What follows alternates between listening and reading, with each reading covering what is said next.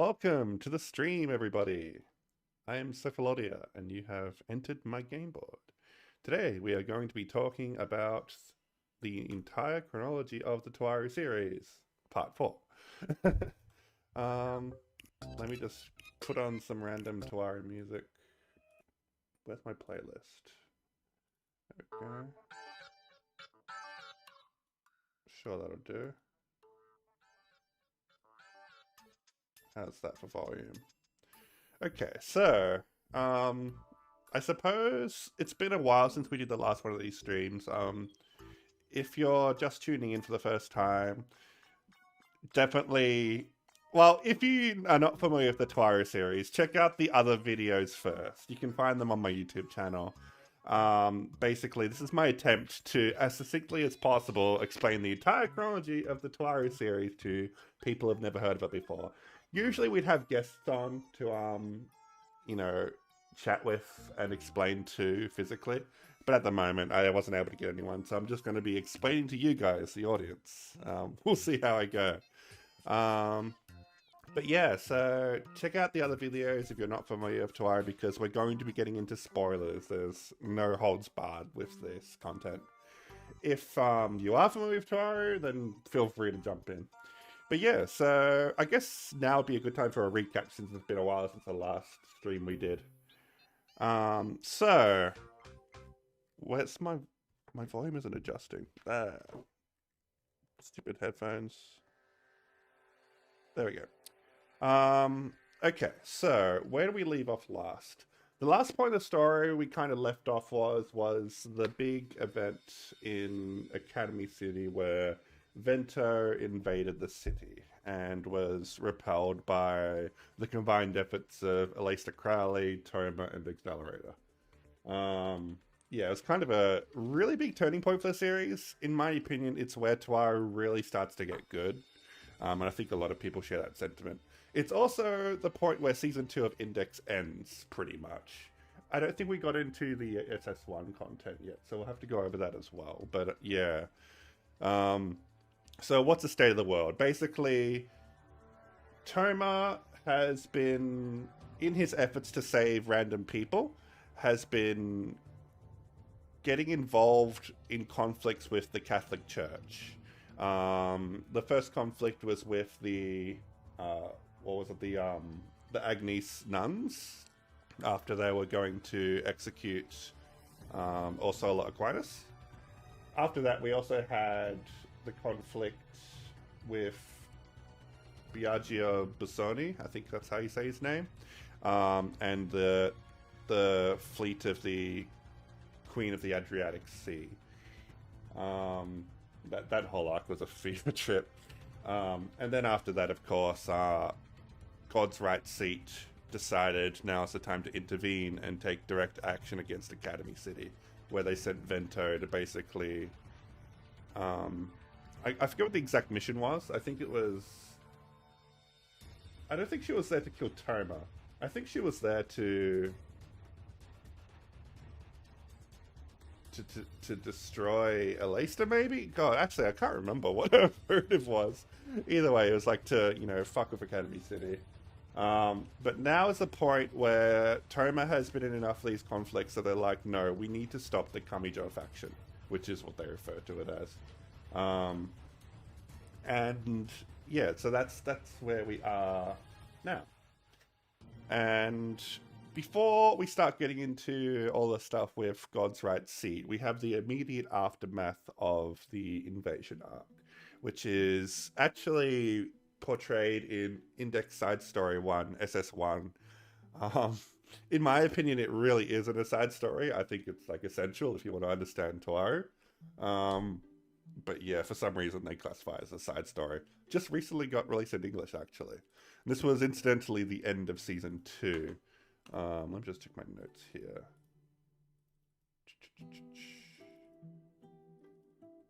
Right. So the first thing that happens is because Accelerator caused so much damage to Academy City. Oh yeah, I forgot to mention, I got this chart here if you haven't seen it yet. This is my Toaru series character chart where I tried to put every character in Toaru into one chart. There's like I think there's over 600 characters on this. So it's pretty crazy. I'm going to try and use it when I remember to. So where's Accelerator here? Oh yeah, this chart has spoilers. Shit. Maybe I shouldn't use it too heavily. I didn't think about that. Well, don't. Well, I'm going to get into full spoilers eventually, but don't stress about it too much. But all right, so Accelerator, his whole thing is he's caused too much damage in Academy City on his rampage, and basically the city tries to blackmail him. They're like, you know, you owe millions of dollars in damages. How are you going to make up for this? And their idea is that they're basically going to enlist him as a mercenary for this dark side of Academy City. And that's when he ends up joining Group. I don't think I have Group listed here because they all kind of went their separate ways.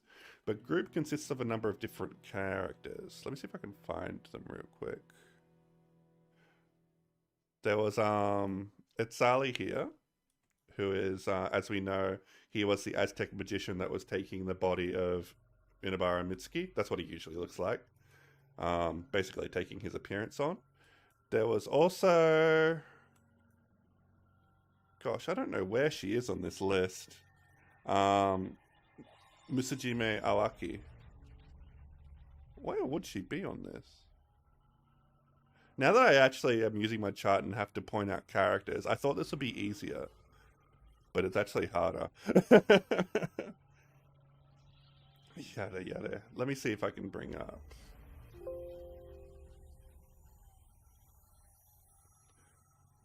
Alright, I'm gonna have to bring up another window for my folder of characters. 1 second.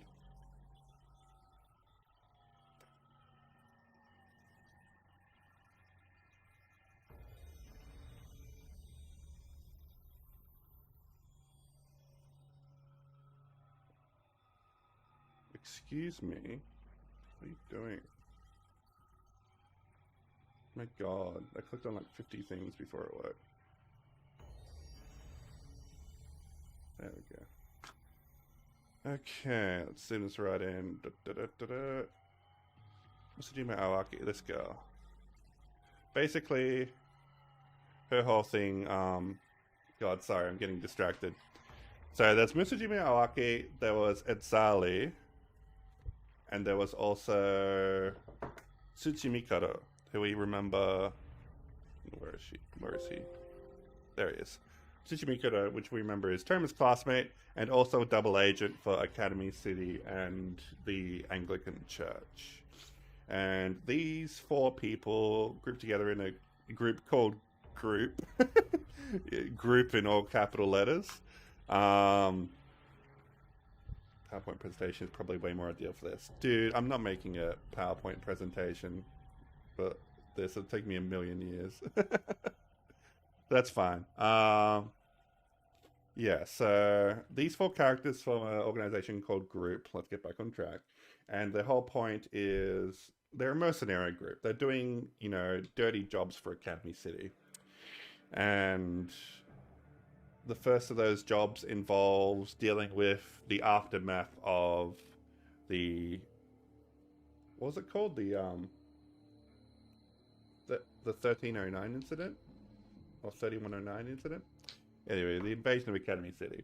And basically, what's happened is a bunch of the parents of the students at Academy City are complaining that their children aren't safe in this city after seeing, you know, this act of terrorism happen. There's actually been a few acts of terrorism in the last month or two.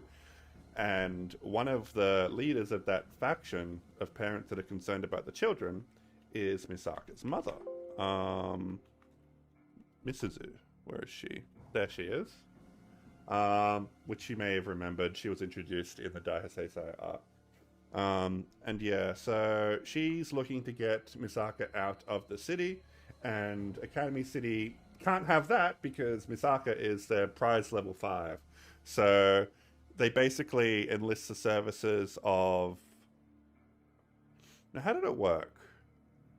Now, there's a bit of like factional interplay here. Because I remember they got Skill out Skill Out, the group of delinquents in Academy City, to deal with basically hold Misaka hostage, Misaka Misuzu hostage. Um, but I think it was a oh god, it's complicated because there's lots of like political backstabbing behind the scenes here. I think in my head that I'm thinking the way it worked was Antiskill were hired to deal with Misaka Misuzu to hold her hostage, probably to hand over to someone else, um, so that they could use that as a bargaining chip to keep Misaka in the school and the other espers in the school. Um, and Group was hired actually to deal with Anti-Skill to try and rescue Misaka Misuzu.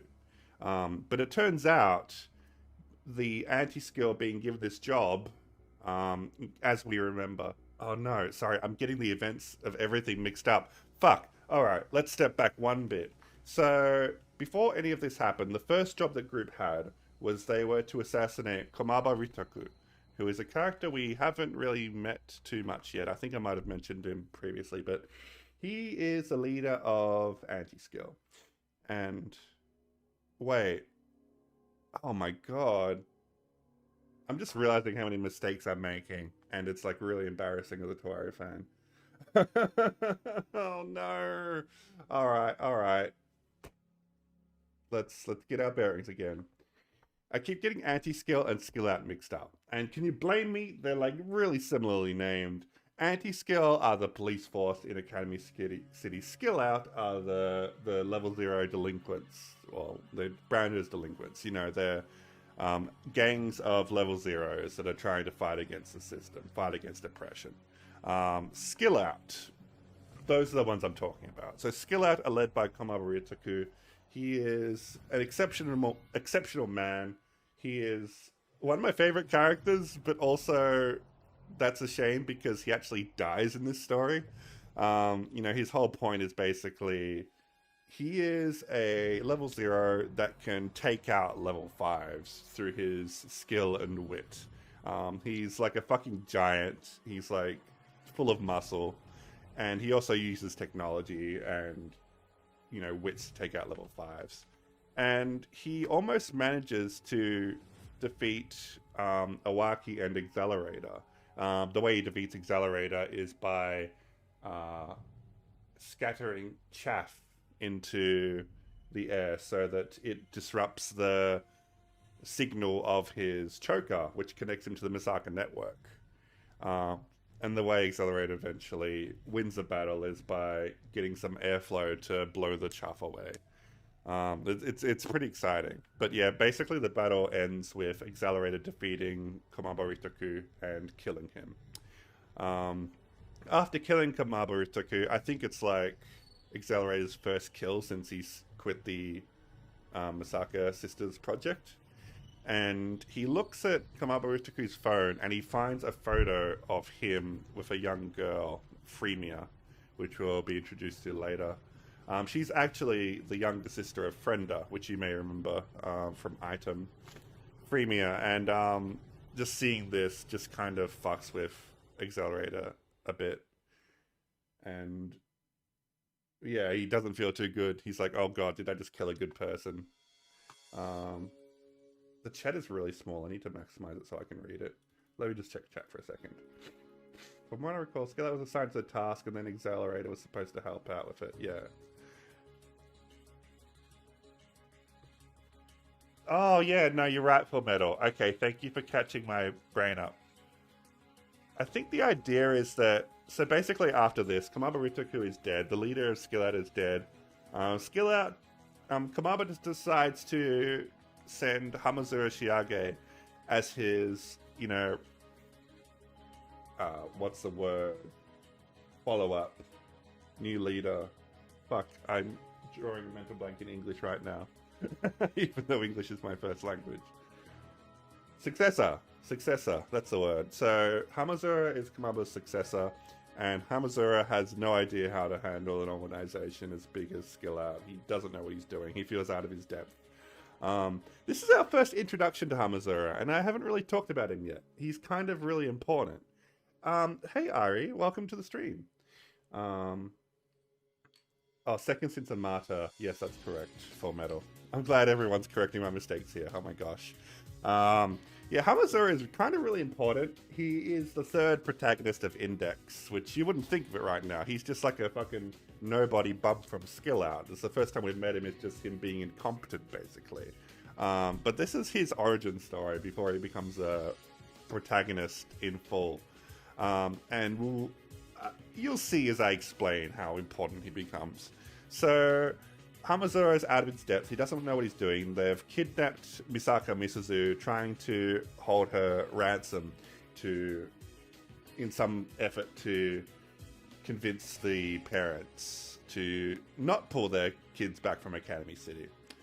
And I think what happens is Accelerator is told by his group liaison that he needs to help them. Accelerator needs to help Skill Out with this situation. But Accelerator being Accelerator is like, fuck that. Like, you guys are doing something horrible here. I'm going to mess it up. So he basically goes in and tries to stop Skill Out quite violently. Oh, this music is too happy.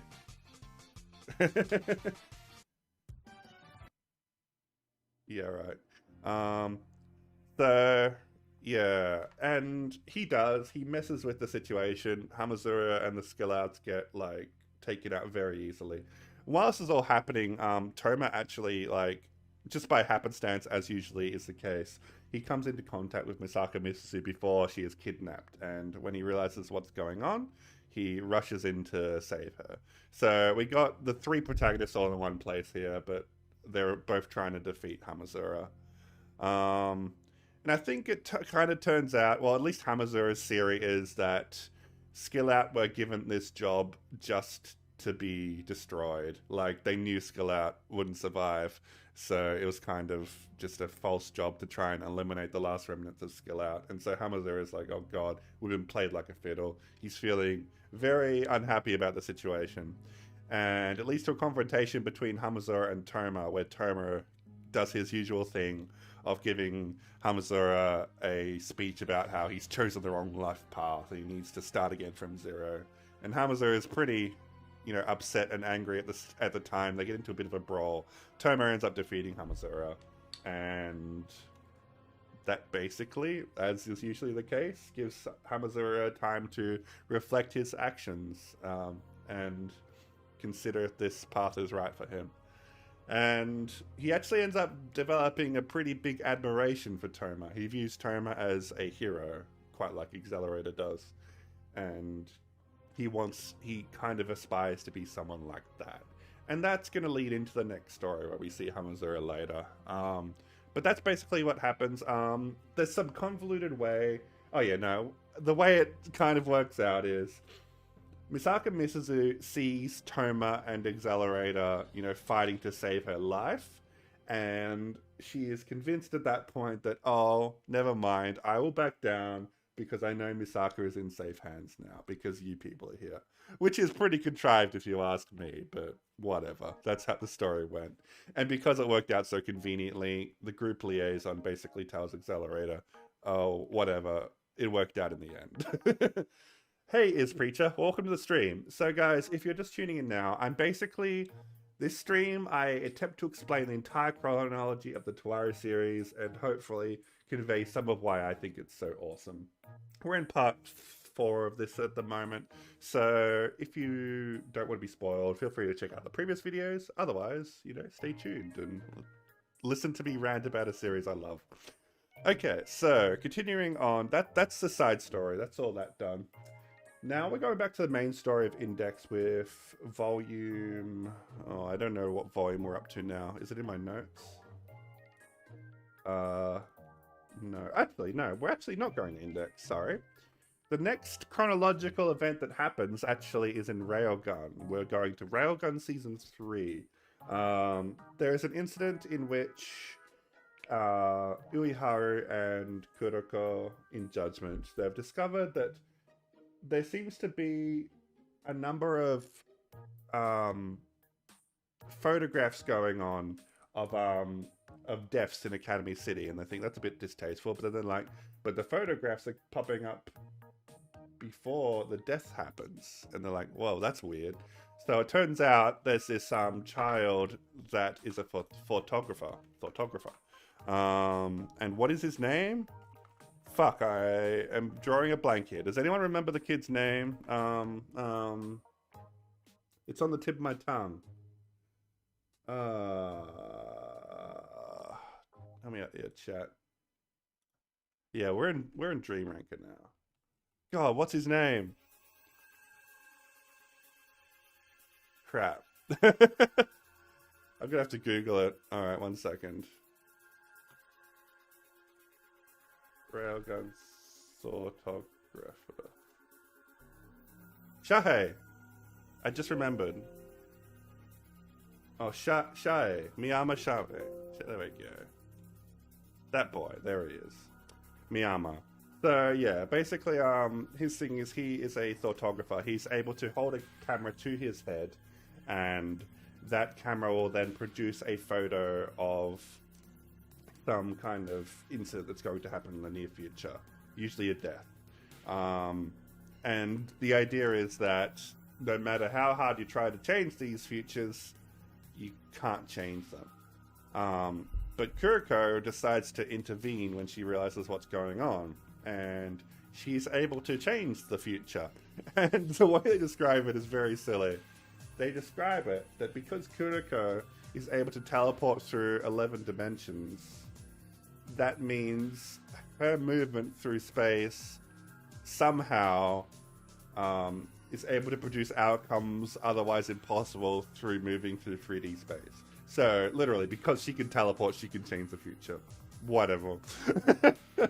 It's okay, Toaru.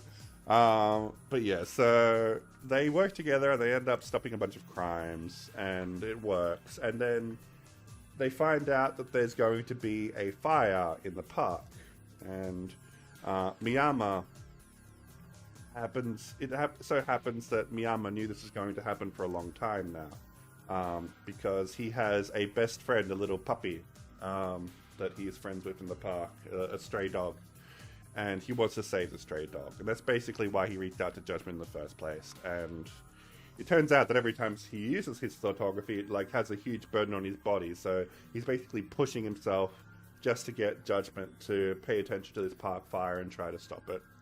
It turns out the park fire happened because some kids were playing with these ampules they found, which they believed would make cherry blossoms grow on a tree out of season, and they just stuck them in the tree. But it turns out these ampules are highly flammable. They basically turn the entire network of trees into a giant bomb. So yeah, pretty bad.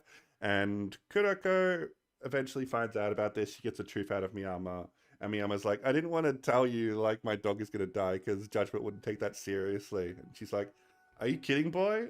That's your best friend. We're going to do everything we can to save him. It's a good moment for Kuriko. I really like Kuriko's characterization when she is not with Misaka. Why can't I find Kuriko? What's Kuriko's surname? Shirai. There she is. Sorry about that. But yeah, good moment for Kuroko. She's she has this great speech where she's basically speaking about the qualities of a hero, which I really love. And it kind of feels very reminiscent of Toma in a way. And I don't know, I wouldn't say she's directly influenced by Toma. Maybe she was a little bit when she was saved by him. You could make that interpretation, but there's also the interpretation that Kuriko's always kind of been a hero, right from the start. She's good at saving people and very passionate about it. She's a good character when she's not being a pervert, basically, is what I'm trying to say. Yeah, so they have the whole moment. Kuriko teleports into the fire, and she saves the puppy, and she saves everyone, and everything's good. And she basically tells Miyama that if you want, when you're a bit older, you can totally join Judgment and help us save lives when you've learned to control your power better. And I think that's a really sweet message, and I hope that character comes back at some point in the series. If there's ever a Toaru time skip, I want to see him in Judgment. Okay, so that's that. What's next in the timeline? Right. There was also the situation where. Wait, did that happen yet? Oh yeah, the timeline is kind of a bit wishy-washy around here because there's um, lots of simultaneous events kind of occurring between different characters. While this is going on, there's stuff happens with Sutton. Remember Sutton from Railgun? Basically, Sutton ends up on her way to purchase mackerel from the supermarket. She runs into another character we know, which is Frenda. Frenda from Item. And, you know, these two kind of run into each other and they end up having a weird bond because, well, the way it works is Frenda really wants. No, it wasn't mackerel. It was, no, it was was it mackerel or celery? No, it was mackerel. She really wanted the mackerel from the supermarket, and it was on sale, and there was one can left, and Sutton took the last can. And so Frenda ends up chasing Sutton around because she just begging for that can of mackerel. I think there's two, and she bought the last two, and she wanted one of them. And eventually Sutton's like, well, why don't you just come to my house, and I'll just cook you mackerel curry. And she's like, what the fuck is mackerel curry? And she eats it, and she loves it. Incidentally, after this happened, I tried cooking mackerel curry myself, and it's pretty good. Would recommend. So, they end up forming this weird friendship after this, and they keep in touch over their phones, you know, messaging each other every day. And it seems that Saturn's found a new best friend. Like, she doesn't know that Frenda is part of the dark side of Academy City or anything like that. They're kind of like two characters from completely different worlds meeting, and it's really cute and really wholesome. But while they're like hanging out one day, they encounter a situation where Frenda is suddenly being attacked, like being sniped. Like they're in the middle of a mall and she's being sniped by someone. So that this person is, I'm really rusty on my names right now. I'm gonna have to check the chart. 1 second. Yumiya Rako, that's her name. Where is she? Sometimes this doesn't work. There we go. This girl. Yumiya Rako, she's basically an expert sniper. She is a level 0 while her sister had Esper powers. And she is a member of School, which is another dark side organization, which we have mentioned before. It contains the likes of Kakire Teitoku, the level 5 dark matter. Also, so if I just bring up the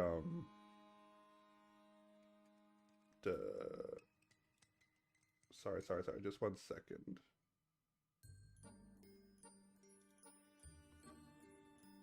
There it is. Oh my god. My layout is just not cooperating right now. Alright, there we go. There it is. Alright.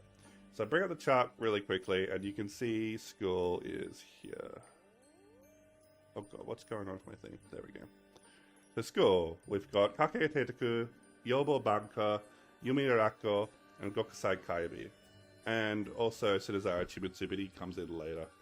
And basically, these four people form School, and they're another dark side organization counter to Group. And Yumiya's goal here is to defeat Frenda, because Frenda is part of Item, and Item is another one of these dark side organizations, and they're kind of all coming to war at this point. I'm trying to remember why they needed to kill off Item. I think it was just because they were told to. I think basically the Academy City executives have been conspiring to have all of these Espers wipe each other out. Pretty fucked up. There's definitely more context to it. I would recommend reading Battle Royale when you get to that book. It's very deep. I'm not going to be able to do it complete justice. But basically, her job is to defeat Frenda, and she ends up using basically a sniper rifle concealed in her. Hold on. Seems because Frenda started kidnapping. Oh, you're right, Lobo. Thank you for catching me up on that. You're right. There was a direct reason specified in Railgun, wasn't there?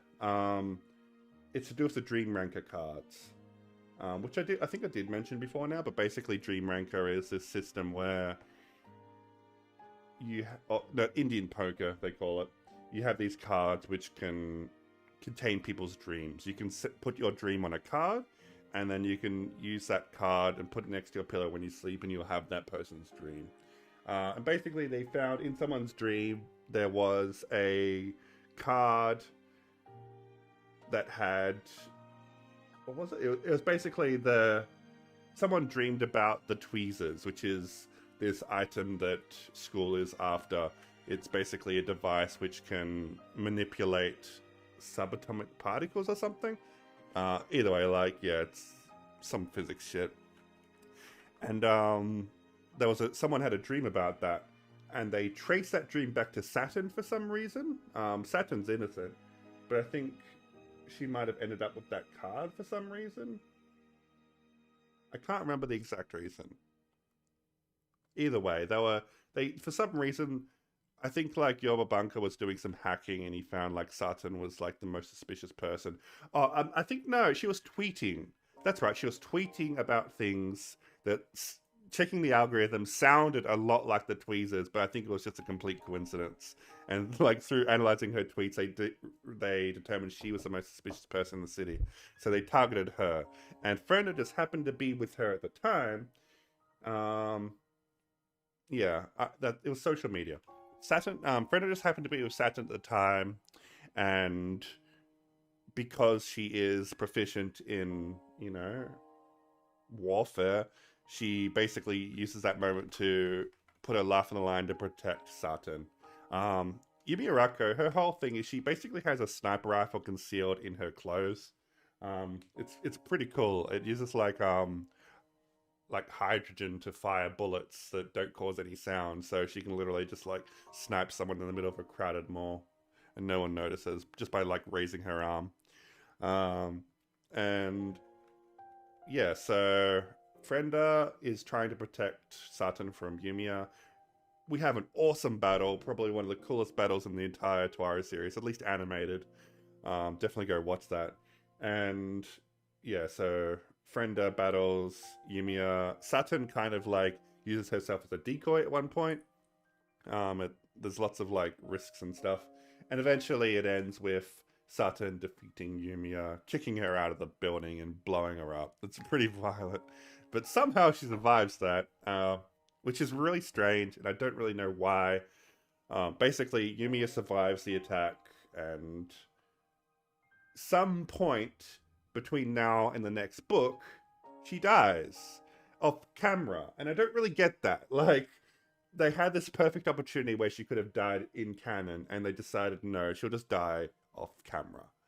So strange. Maybe that was just a censorship thing. Maybe they didn't want to portray Frenda as a murderer, so they just made, oh, she survives this time, she'll die later, which seems really cheap to me, but whatever. So Yumi is about to die, so she doesn't matter too much. Lots of people like Yumiya. She's a bit of an odd character because watch the anime. I'm not going to explain all that. Next in the story, next in the chronology is the next book of Index, which is the C document arc. Basically, what happens here? Oh yeah, no. Sorry. But that's my favorite part of all of the Index. Some people have superpowers and some people just don't, but I still fight in an awesome way because Frenda definitely doesn't have any blood in her hands already. I tended to think that at some point Item had taken care of Rocket between Dream Ranker and OT-15. Yes, that's correct, Full Metal. And one thing I forgot to mention, that arc of Railgun does end on a really bittersweet note, but I won't spoil that until later because chronologically that happens a few days later. And what happens next in the chronology is the Avignon arc, C document. Basically, what happens here is Terma is contacted by Tsuchimikado? No. The first thing that happens is he's actually contacted by Oyafune Monaka. Let me see if I can find her She is a member of the board of directors, and generally speaking, the board of directors has been portrayed as a very evil organization in Academy City. You know, they're the ones controlling everything. They're aware of the dark side of the city. Oyafune is like arguably the only good one. Like she's really portrayed as like the sympathetic one among the group, and she's like the only one trying to keep any sense of morality in Academy City. And she basically reaches out to Toma, holding a fucking gun to him, and she basically explains to him the situation that's going on, where there's basically a war brewing in the world, and Kamijo Toma is at the center of it. And she explains to Toma that God, this is where it starts getting really political and really complex. I'm trying to remember what exactly she asked of him. I think it was like, I think she asked him to do something about the C document. Was that? Did she bring up the C document yet?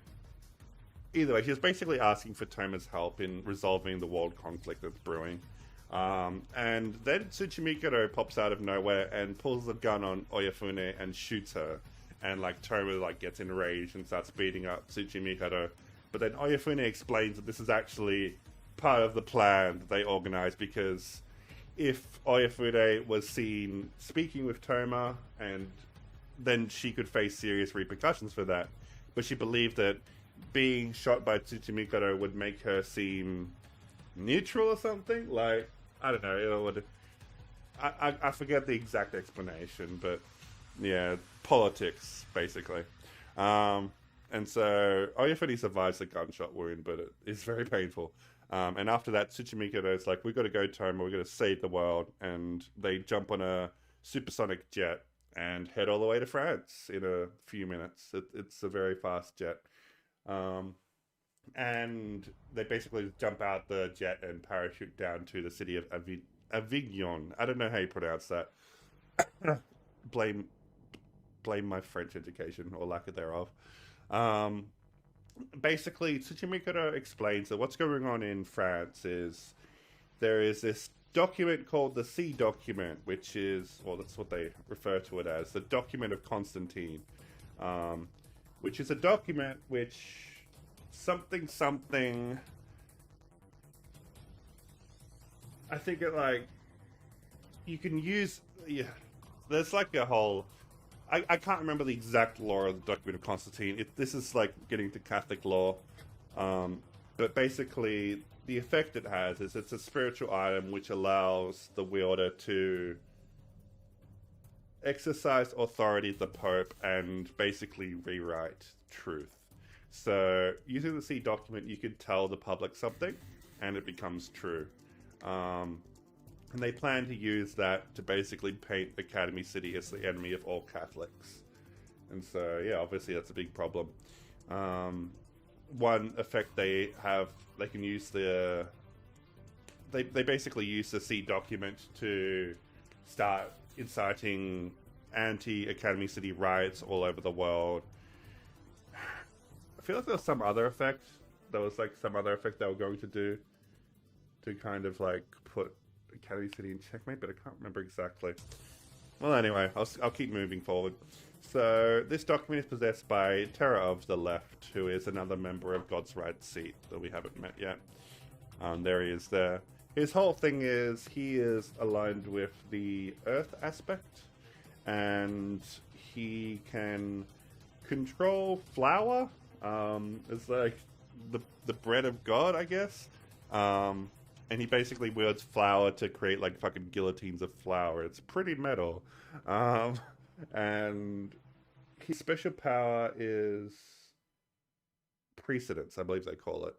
Divine precedence. So it's based on the idea in Christian law where Jesus is the Son of God, therefore he should be immortal, but for some reason he was able to be killed by the mortal Lance of Longinus.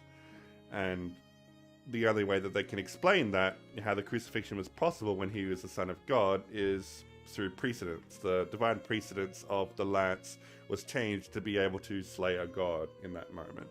So, using that principle, Terra is able to control the precedence of all things in the world, which is pretty overpowered, but it does have its limitations. By saying the words precedence hand higher, wall lower, it will allow your hand to be able to punch through a wall. Just as an example. And so, like, you can do like all sorts of crazy shit with that power. Um, so it's a pretty notable adversary. So Toma has been explained what's going on, and him and Tsuchimikado jump down into Avignon to stop Terra and reclaim the C document. And there's a bunch of action. At some point, Itsuwa ends up joining them. She just happens to be in France already, ready to help them. And so they join forces, and everything's going alright. There's a bunch of riots in the city, so they need to be very careful to not, run into the rioters and get fucking brutalized because Toma's from Academy City, which almost happens. It's actually a pretty violent part of the story. Just like basically everyone's just consumed with rage towards Toru because he's from Academy City because they've been influenced by the C document. And while this is going on, midway through the conflict, some jets from Academy City fly down, and they use these weird devices which somehow, I can't remember the exact principles, but they basically use grains of iron sand to fire beams of molten magma and cleave the earth and basically cut off Avignon from the rest of the country. And then they send in a bunch of powered suits and drones, and they start capturing everybody in the city, firing nets at them and putting them on balloons to take them away. Basically, Academy City decides to take direct action to the riots happening here by fucking being cops and capturing them all. It's pretty crazy. And Toma and Tsuchimikado and Itsuwa ends up embroiled in all this chaos, and Tsuchimikado tries fucking with the powered suits because they're all automated. He tries basically fucking with the AI algorithms to make them bug out, which is pretty cool. And eventually this leads to a confrontation between Toma and Itsuwa versus Terra of the left. Toma and Tsuchimikado was separated from the party for a bit. That's correct. And so, this confrontation goes on for a while. Toma realizes that Terra's weakness is that he can only control the precedence of one thing at a time, or rather two things at a time. So if he basically attacks with two things at once, Terra can't do anything about it. So that's how he ends up using different weapons to foil Terra's plans and defeat him. And it's a really cool battle. At least it wasn't in the novels. It's a bit underwhelming in the anime. Anyway, so that happens, and Terra, just before he's about to be killed by all the flames from Academy City's jets, he tells Toma that he knows the secret of his Imagine Breaker. And just before he's about to reveal what that secret is, he ends up getting, like, covered in flames and dies. Something like that. Also, Accelerator was there for some reason. I think they brought Accelerator in as part of the cleanup crew for the operation. He was just kind of there. He doesn't really do much. We got the dramatic cliffhanger where Terra realizes that Toma's lost his memories. And he apparently knows that Imagine Breaker... he didn't die, but it looked like he died. It's kind of convoluted. It's convoluted. But basically, Terra knows that Imagine Breaker had some sort of form before Toma lost his memories, and the form in his right hand now is its real form. And that's all the information he gives us.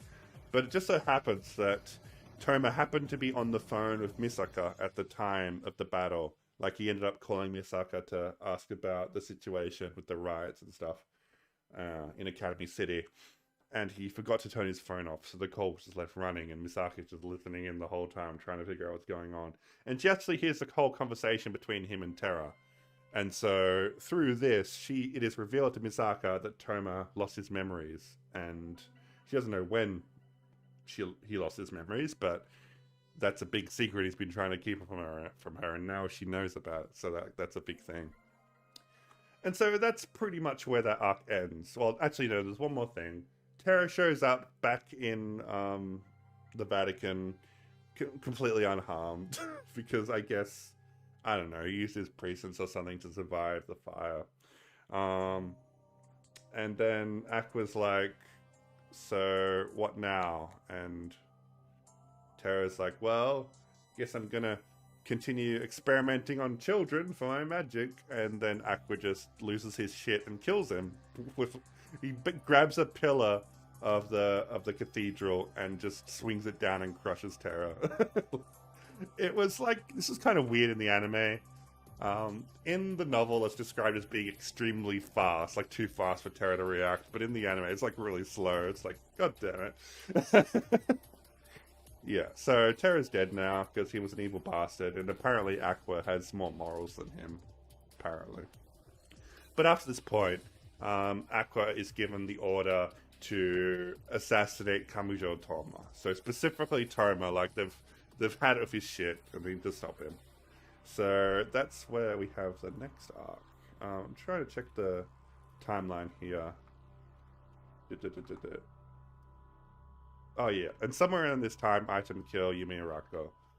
Next book we have is Battle Royale, which is the next day, I guess, or the same day.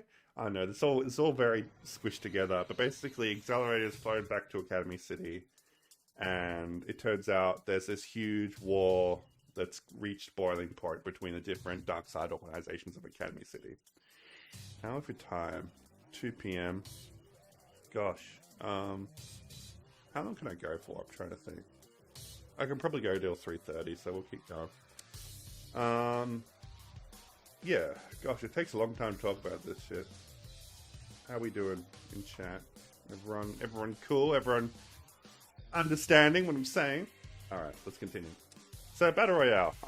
The first thing that's notable about this is some point before this, maybe the day before or something, a couple of days before, Hamazura joins Item. So, where's Hamazura? There he is. Hamazura joins Item, along with Frenda and Taketsubo and Mugino and the other one? Is there another one? Am I forgetting someone? Oh yeah. Fucking Kinohata. I forgot Kinohata. Oh my god, I'm sorry, Kinohata. And he basically, he's left Skill Out to the hands of Hanzo Hattori, who basically doesn't appear in the anime at all. But yeah, he hands over Skill Out to this guy. He's like, I think he's trained as a Koga ninja. And he's also a member of Skill Out, and it was decided that he was the best person to take care of the group from then on. And so he leaves Skill Out behind, trying to start a new life, sort of. But he ends up joining Item as kind of their lackey. He ends up, procuring vehicles for them and driving them wherever they need to go. And this is kind of the start of his story arc, I suppose. So yeah, school, as we mentioned before, they have obtained the tweezers that they were looking for. And then, because they've obtained these tweezers, it's a valuable item to Academy City. Item are then ordered to destroy school and take back the tweezers. Item successfully, Mugino successfully manages to kill Yobo Banka. So he's gone now. He kind of gets killed off the screen. It's pretty quick. But otherwise, they are defeated by Kakine Teteku. This battle happens off screen pretty much. So we're left wondering who Kakine is at this point, if you're reading the novels. What his power is. At that point, school attempt to assassinate Oyafune Monica. for some reason. She was about to make some sort of announcement, and they need to get rid of her. I can't remember the exact reasoning, but yeah, they were ordered to kill Oyafune Monica, and then Group finds out about this, and Accelerator's like, fuck that shit, let's stop him, and they manage to save Oyafune Monica's life. At this point, Sunazara Chimitsu is employed to replace Yumi Arako. He's another sniper. He doesn't have much characterization, he's just an old sniper dude. Not much to say about him. And so, yeah, where were we? At that point, Group manages to infiltrate Block, and Block is another one of these organizations which we've been introduced to. Let me just get rid of this. Bring this up. Where's Block? Here we go. So Block is consisted of Saku Tatsuhiko, I guess he's the leader. Yamate is one of the followers. Tetsubuo, who is some girl. It's there for some reason. I can't remember. She had some power that was helpful to their cause. I think something to do with information gathering. I think she was a I think she could like read people's thoughts by touching them or something like that. Maybe chat can help me remember. It's not really important. And there's also Teshio Megami, who is best girl. And they also have like 20 or 10,000 other contracted mercenaries as part of their organization that are waiting to infiltrate Academy City. Block's whole deal is basically they are looking to I think they're just trying to have a coup on Academy City and trying to get into the Windowless building and stop Alesta. It's basically their ultimate goal. And so, where's my notes? So, Group finds out about what's going on with them. Or actually, they don't yet. They just know that they're fucking around. They infiltrate Block. And Sally takes the form of Yamate. And they realize their plans to hijack Academy City's telecommunications. They think like, I think their idea was that they were going to use like take over the satellite and do like an orbital bomb or something, but it turns out they were just trying to hack their security. And the Accelerator goes to stop them. There's also Member, which is another group.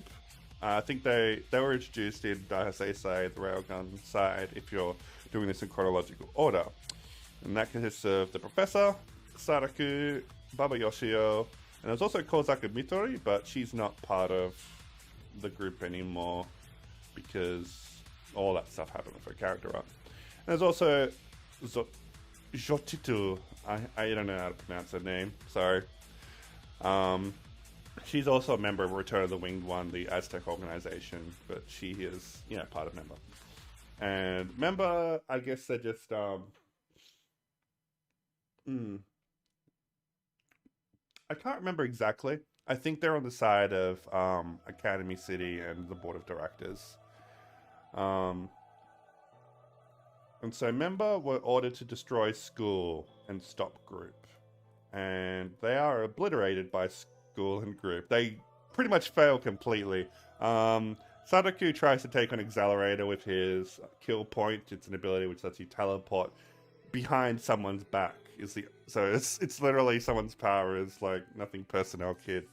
But because you can only teleport behind someone's back, it makes it very predictable where he's going to teleport. So Accelerator beats him very easily by taking a gun to his head, shooting his head, and using his vector manipulation to redirect the bullet to Sadaku. It's like ridiculously edgy.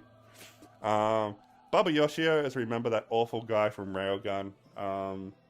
He gets his just desserts here because I don't remember who did it, but basically his bunker gets flooded and he can't escape and he dies in pain. Probably suffocates or drowns. Bye, Baba. He's dead now. And Professor tries to take on Kakine. He uses this device he has, I think it's called Mimosa, which is like nanomachines in the air, or something like nanomachines. And he's like, he just goes on this big weird rant about art and aesthetics and stuff. And it's really funny in the anime, basically. Like, Kakuno just, like, sighs, like, what is this shit? Why am I listening to you monologuing? And pulls out his dark matter wings and obliterates the professor in a second. It's very anticlimactic. So basically, all of Member except for Xochitl has been wiped out now. Good job, guys. You really blew it. Okay. And then what happens? So this arc is really dense, in case you couldn't tell. There's like so many things going on at once. And it's all in one book too. It's like it goes by very quickly. Definitely worth reading if you had the chance, because the anime only gave 3 episodes this arc. It was fucking all over the place. Okay, so members wiped out. Block managed to sneak thousands of mercenaries into Academy City in the hopes of organizing a coup. I think the way they do it is they hijack Academy City's telecommunications to bring down the radar, so they're able to more effectively sneak into the city. You know, they blow open the wall with some explosives, and they sneak all these mercenaries in. But the group doesn't like that, and Itzali manages to put a spanner in the works by using his spear. I'm not going to try to pronounce the spear. You know, the one with the really long Aztec name. He uses that to destroy a building, which basically puts Academy City's, you know, security on red alert, and their crazy unmanned helicopters come down and start shooting all of the mercenaries, and it's a bloody massacre. And Itzali's about to be killed by one of those helicopters, and he uses his spear to take it down. A bunch of stuff happens. Accelerator comes and saves Itzali. It's all very chaotic. And then most of the mercenaries are killed, but some of them manage to slip past, and they start getting into Academy City. Group manages to capture one of the mercenaries and probes them for information, where they reveal that the plan is to head to the reformatory, the juvenile delinquent hall, and the goal is to hold the friends of Musajime Awaki hostage so that they can use her teleport ability to get into the Windows building, where they can basically put a nuke in there and blow up the building from the inside. And they find the mercenary finds out that they're talking to Musajime Awaki, and Musajime's like, we gotta stop them. And so they head to the reformatory. Once they arrive at the reformatory, Xochitl confronts Itzali, and she's basically like, now's my chance. What the fuck have you been doing in Academy City, Itzali? Why have you betrayed us? And he's like, I ain't betrayed you. It's like, no, you've abandoned us. I can never forgive you. And they have this big dramatic battle where Xochitl pulls out this sword made of bone, and yeah, they have a bit of a duel. And it's revealed that in order to fight against Itzali, Xochitl has basically fused her body with an original grimoire, and so it is kind of psychedelic scene where her body is like turning into paper and coming apart.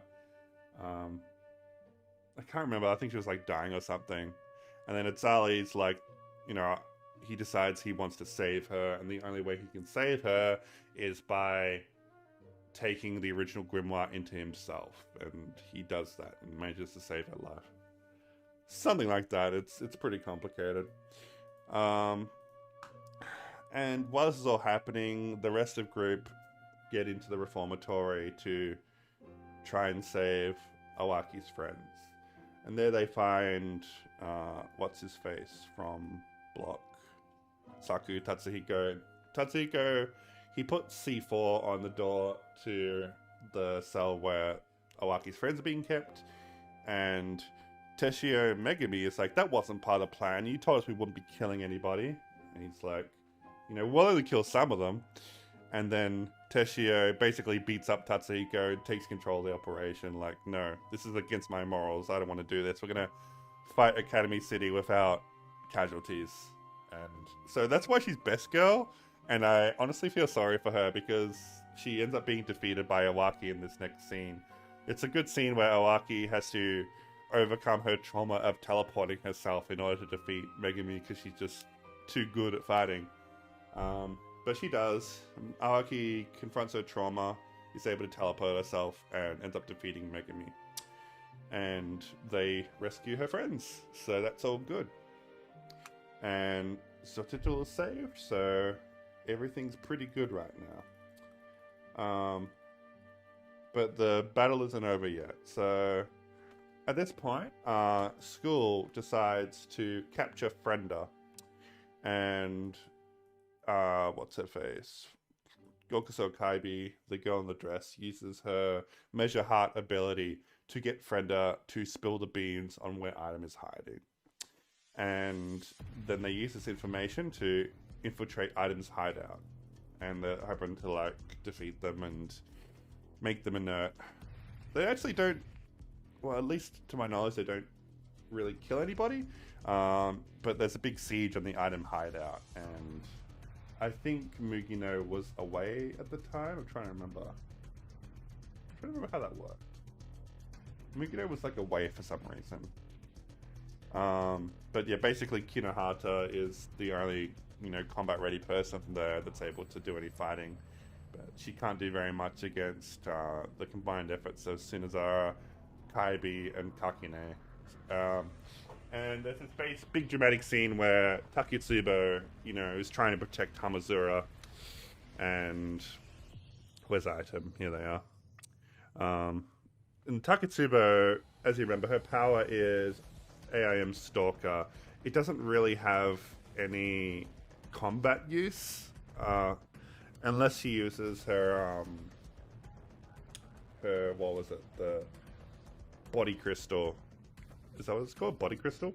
That it has their abilities and makes them go haywire. I think she could kind of disrupt a person's AIM field, so she can mess with their powers a little bit, but it's not very helpful. It's pretty chaotic, and also carries a huge risk. But she uses her ability to protect Hamazura, and I think she, chucks Hamazura into an elevator, tells him, you're someone that deserves to live, and it's a big dramatic moment. There's a few scenes I missed here. There's a lot of stuff that happens in Battle Royale that isn't covered in the anime and kind of skips my mind a little bit. I remember there was this great characterization scene where Hamazura was disposing of a body bag, and he's just has this moment of sincere introspection where just thinking about life and death. Go read the manga. The manga's a much better adaptation of this arc than the anime is if you're not going to read the books. But yeah, it's just kind of this point where Taketsubo, seeing how sincerely Hamazura reflects on life and the value of life, makes her think that Hamazura isn't cut out to be a member of the dark side, and he's someone that deserves protecting. And that's what she does. She ends up protecting Hamazura from Item, but it kind of doesn't work. Hamazura ends up rushing back in because he wants to save Taketsubo. I think he's kind of endearing himself to her, and there's this big dramatic confrontation with Kakine and Gokuso Kaibi, but they basically just they see Hamazura working so hard to protect them, and they just leave, and they're just just don't come back. We've defeated you. This is checkmate. Drop the fight. Don't bring it back. And then they fully intend to do so, but then Mugino comes back and is hey, let's bring the fight back to school. And Hamazura gets very angry at Mugino for trying to push all of them so far to this point. Especially because she asks Taketsubo to use her body crystal again. And Hamazura is no, you gotta stop feeding her this shit, it's killing her. And Mugino is completely enraged at this point. She thinks Frenda has betrayed them. And she's feeling like Hamazura is beginning to betray her as well. And a bunch of stuff happens. Sorry. Okay. Yeah, a bunch of stuff happens, and Hamazura ends up taking Taketsubo. Mugino goes off to confront Frenda. And then Hamazura takes Taketsubo to anti-skill, the police force, because basically Taketsubo is having I don't know if it's a heart attack, but she's very not well. She's in horrible pain, and he takes her to Yomikawa, that character we know quite well by now, and explains the situation to Yomikawa. Yomikawa's like, I've been looking for you, Hamazura. What the hell are you up to? Like, are you stealing vehicles and shit? Do I have to arrest you? He's like, none of that matters right now. Save this girl. Her life is in danger. And Yomikawa complies and takes Taketsubo. And after, or around the same time, it's kind of a weird situation, but basically Mugino shows up holding half of Frenda's body, sawed in half by a beam, dumps on the ground, and with like rage-filled eyes, tells Hamazura that she's going to kill him. It's like a fucking horror movie or thriller movie moment. So Frenda's been killed by Mugino off screen, and she's going to kill Hamazura because Hamazura is trying to rip the group apart, keeping Taketsubo from her and stuff. So Hamazura ends up running away, fucking jumps on a train, and Mugino chases after him. And they end up in this laboratory of some kind where they have their battle. Hamazura is freaking the fuck out because he is a powerless level 0 against a level 5 Esper with Meltdowner. And Mugino is basically blowing the whole place up. And this battle worked out a lot better in the novel than the anime, in my opinion. But, yeah, it's just lots of strategy. Hamazura has to use lots of quick thinking to try and survive Mugino's attacks. I think, like, one of the things he ends up doing is he uses like he uses the carton of body crystal, the case. He ends up using that to fucking stab Mugino in the eye to throw off her aim, and there's a bunch of stuff like that happens. I think like Mugino like fucking sticks a screwdriver in Hamazura's ear, and he uses that moment where she's not paying attention, and he loses his fucking ear, but he like takes out her eye, and then Mugino's going crazy, and then she loses her aim, and she ends up actually cutting her own arm off with her Meltdowner. It's like really brutal and violent, and she's just like flying around in a rage. And Lobo, what Hamazura says?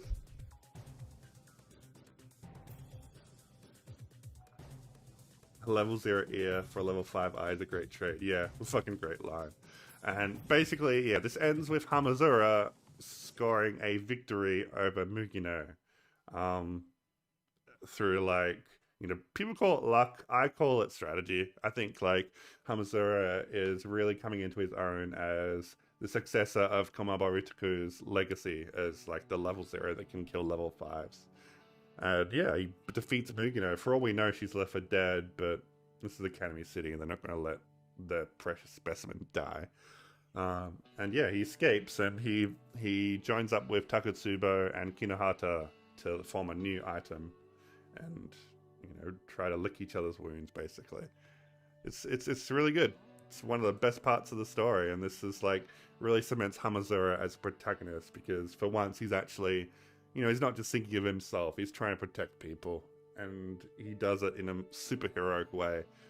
What an awesome character. Hamazura's whole appeal is how he, sorry, I'm just reading chat.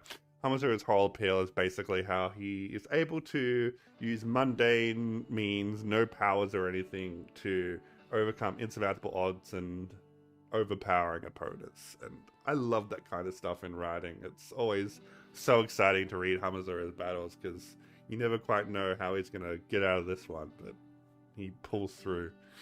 He's a good character. He's a good boy. He's my fave. I love Hamazura. Okay, so continuing on. That's not the end of Battle Royale. There's actually still more stuff. Where were we? At this point, there's a scene where like Kakine, like for some reason Uehara was looking after Last Order. They run into each other in the street, And Kakune confronts Uiharu and tells her to, you know, tell him where Last Order is, because his plan is to use Last Order as a hostage to bait Accelerator out.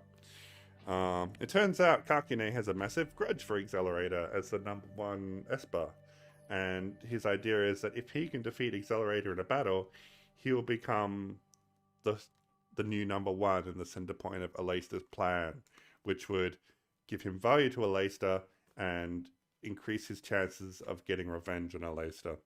Because as we remember, Alaista was directly responsible for the death of Ringo, that girl he took a attachment to.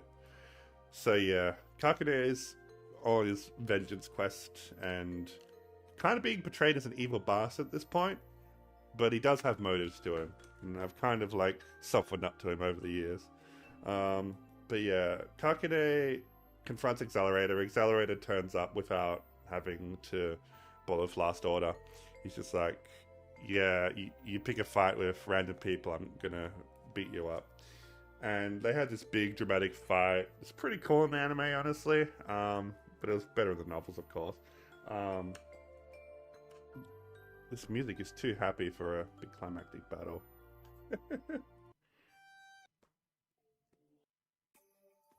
Yeah, whatever. Yeah, so they have this big battle. It's very like homo. I don't know. There's lots of like weird quotes that they throw at each other that try to sound cool. But yeah, like they had this big battle. There appears to be lots of damage to the city, and Kakune goes in this whole rant of, oh, you're just like me, Accelerator. You kill other people and don't think anything of it. And Accelerator's like, bitch, what? While we were fighting, I used my vector powers to protect every single bystander in this battle. And Kakune looks around and everyone's safe, and it's like, what the fuck? How did you do that? And Accelerator flexes on him, and then what happens is Yomikawa turns up, and Kakune uses this as an opportunity, and stabs Yomikawa with his dark matter wings. I forgot to mention how Kakune is able to beat Accelerator. I probably should go into detail about that before we get too ahead of ourselves. So Kakune's power, dark matter, he's able to create matter which doesn't exist in this universe and give it all sorts of strange properties. And because it is matter that doesn't exist, Accelerator doesn't know how to perform the vector calculations to reverse it, you know. He needs to be able to understand how the matter works and how the energy works in order to, you know, reflect it. And he isn't able to do that on the fly, so that allows Kakune to score hits on him. And I believe that the rationale was he basically makes use of certain vectors that Accelerator normally filters through. Like, for example, light. You know, he lets light go through his barrier so he can see. And so Kakune makes use of that to make light which just like burns anything it touches immediately. And well, he makes wings which amplify and distort light into a certain waveform which just burns him up. So yeah, like he's able to do certain tricks like that to get ahead of Accelerator. But Accelerator is just a genius, and he manages to calculate those vectors on the fly, and he's able to then, you know, reflect dark matter, and that's how I was able to win. He defeats Kakune. Kakune stabs Yomikawa, and Accelerator gets very upset, thinking that Yomikawa has been killed in front of him. Then he kind of goes into berserk mode. He grows those black wings, which we saw last time in the invasion arc. His eyes go red, and he starts basically indiscriminately tearing Kakune's body apart with his black wings, and it's pretty gruesome in the novels. In the anime, he just kind of punches Kakune a bunch, and there's no blood. It's really strange.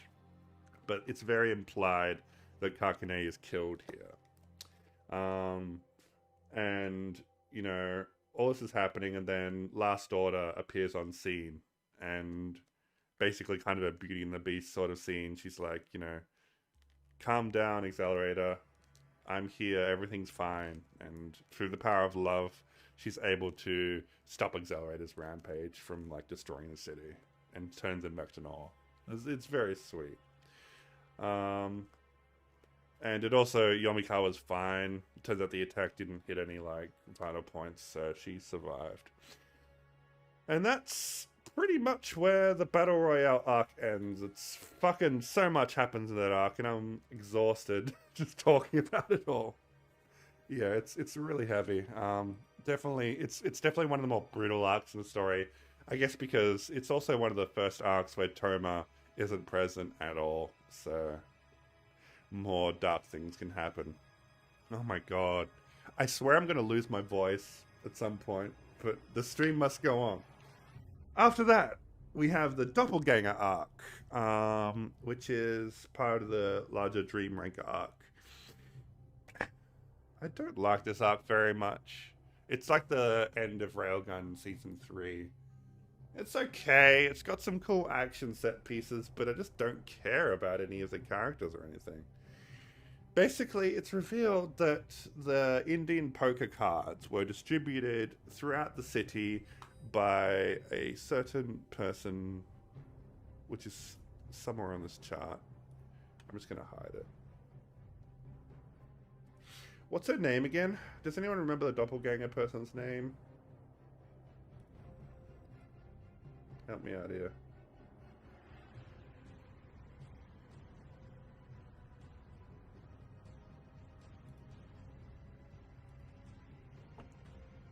Does anyone in chat know? Because I'm drawing a blank.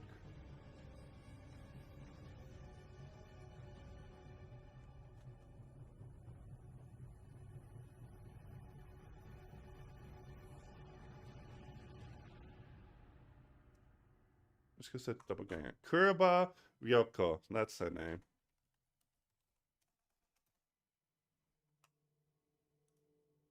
Sorry, I'm just bringing this up again. Kuraba. Good. Yeah. Kuraba. There we go. So Kuraba Ryoko, she is a researcher. Her whole thing is that as part of an experiment in Academy City, they split her body and mind in half and used half of her body. So with the two halves of her body, they replaced the missing parts with cyborg parts, and they basically created two humans from one. Though one was half machine, and actually they're both half machine. And so after creating two people, they eventually recombined the two human halves into one person, but again, and they kept the two robot parts as a separate person. And the idea from this is the idea that maybe that they could create a soul by splitting two people in half. To be honest, this arc makes very little sense, even explaining it. Like, I know Toaru is full of pseudoscience, but I just can't understand the logic of this arc at all. But apparently, doing this creates a soul. Maybe. It's kind of left in the air whether that's real or not. But basically, there is a Kuraba Ryoko, and there's also a doppelganger, which thinks she's the real Kuraba Ryoko, but it turns out she's actually the machine parts left behind. I don't know why machine parts make a difference here. It's just, shouldn't the brain be the relevant thing that makes a difference between a robot and a real human? But I digress, I guess. Anyway, there's this whole arc about these two. Kuraba Ryoko distributed Indian poker throughout the city because she wanted to find somebody who could do something. Save the doppelganger. I'm drawing a blank here again. This arc doesn't make too much sense to me. Oh no. Oh man, I'm doing a bad job with this one.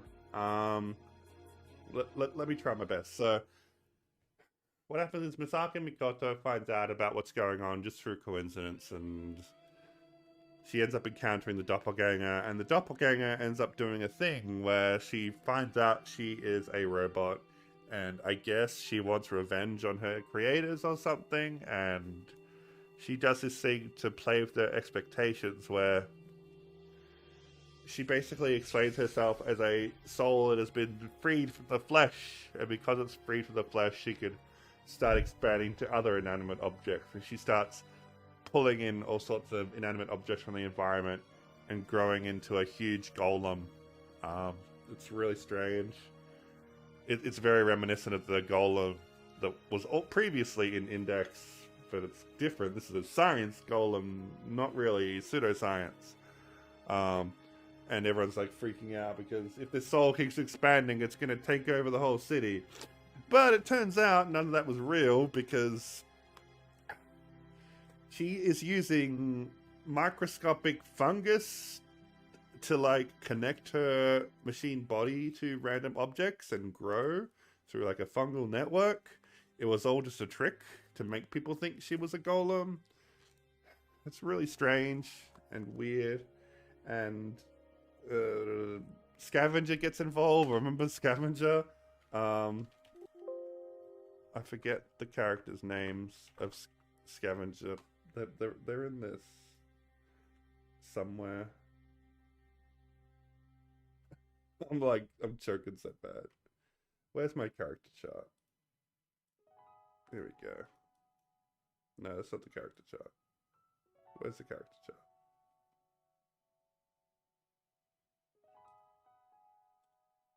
There, that's the character chart.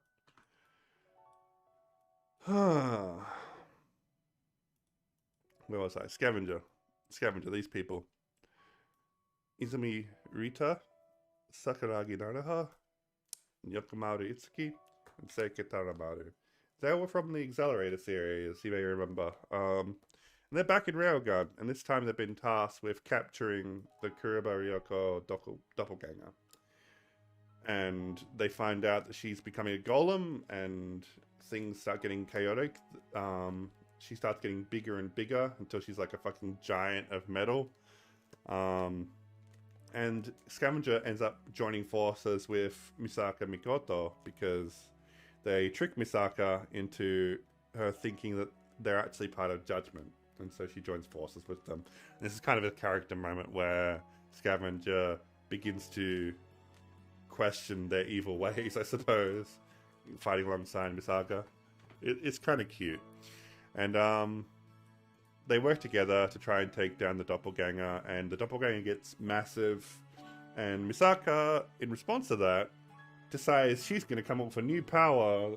It's not really new power, it's a new application of her power, where she controls a colossal amount of iron dust to create a titan of iron dust. It's pretty fucking baller. Like, if you watch the Railgun anime, this is like one of the prettiest scenes in the whole anime. Like, go watch it. It's like wild. And she basically does this thing where with the giant titan of iron sand, she creates a titanic railgun and just destroys the golem. And then they fight on a blimp or something. The blimp had like important data on it. Fuck, I don't remember. This arc is a fever dream. I don't remember it very well. Go watch the anime. It's not important. None of it matters. None of these characters come back. It's just there. Doppelganger arc. They defeat the doppelganger. The doppelganger dies. And then everything's okay. Next arc. I'm moving on. Alright, so the next arc, we're going back to the Index novels, and that's with the Aqua arc. So basically what's happening here is Aqua the Back has been ordered to assassinate Kamijo Toma, and he basically infiltrates Academy City and starts fucking shit up. He ends up taking on a bunch of those unmanned power suits, and he destroys them effortlessly. Aqua's whole thing is he is both a saint and a member of a God's right seat, and you will see him say that sentence a lot. And that means he can use both normal magic and saint, and so he can use both saint magic and God's right seat magic, because God's right seat magic is special. It's like angelic magic that not normal magicians can use because they're aspected to the four archangels in Christianity. So Aqua is aligned with Gabrielle, and because of that affiliation with Gabrielle, he's able to use a spell that harnesses Gabrielle's connection with the Holy Mother Mary, Um, that lets him be both a saint and a member of God's right seat at the same time. Because usually those magics are incompatible, but because of the special Gabriel aspect of this spell, he's able to use both at once. But he can kind of like switch between them, I guess. So what ends up happening is he arrives in Academy City, he confronts Toma, and he completely destroys Toma. Like, it's the first time we've really seen Toma used. Like, Aqua doesn't really use any tricks. He's just really strong. He just, like, pulls out a gigantic sword that's, like, 5 to 10 times bigger than he is and whacks Toma away like a fucking golf ball, sends him flying. It's kind of ridiculous. And seeing this, the Amakusa forces, take Toma in, and they want to try and get revenge and defeat Aqua. I think Aqua basically gives Toma an ultimatum where he has like 24 hours to surrender himself and give up his right arm. And if he doesn't do that, then he'll come and kill him. And Toma's unconscious. I think he ends up refusing, but it's a different sword, Lobo. I'm trying to remember if this sword had a name. I just remember they described it as a sword that looks like an umbrella. Anyway. Yeah, so basically Itsua's really fired up because she has a big crush on Toma, and the rest of the Amakusa Church, they really want to protect Toma too. Because they're heroes, they're fighters for justice, and they don't want to let Aqua get his way. And so they basically all team up to defeat Aqua. And it's a big dramatic battle where 30 people all versus one guy. And they kind of get their asses kicked. Like, Aqua's just too powerful. Like, even with 30 people trying to attack him, they just can't lay a finger on him. But they did have this one trump card, which is a special spell that they designed specifically to kill a saint. And they use it, but it doesn't work because at the time of using the spell, Aqua was in his God's right seat form and not his saint form, so it didn't work. Pretty bullshit. And then Kanzaki Kaori ends up joining the fight to try and protect her comrades. It's like the first time they've been reunited in a long time. And then Kanzaki's able to fight on Aqua on an even playing field. Aqua's still stronger, but Kanzaki's able to put up a much better fight. It's a pretty crazy fight where they're both moving at supersonic speed and darting around the place. And at this point, Toma ends up waking up from his coma. Toma, and and he realizes what's going on, and he's still fucking really injured, but he gets up anyway and decides he's gonna go help his comrades fight Aqua. And Misaka ends up finding him and confronting him. It's this big dramatic scene of Misaka questioning why he's going through so much trouble. Why is he putting his life at risk? And then she reveals that she knows that he lost his memories. And Toma just kind of brushes her off. It's kind of really sad. And I don't know. I can't really do that scene justice. I think you just need to read the books for that one. But yeah, so Toma brushes her off. Misaka gets sad and kind of really, at that point, she really dedicates herself to wanting to support Toma and help him. But she lets him go anyway. I never really understood that part. Maybe that makes more sense in the books. It's been a while since I've read them. But yeah, Toma heads off to the battle. Kanzaki is losing to Aqua.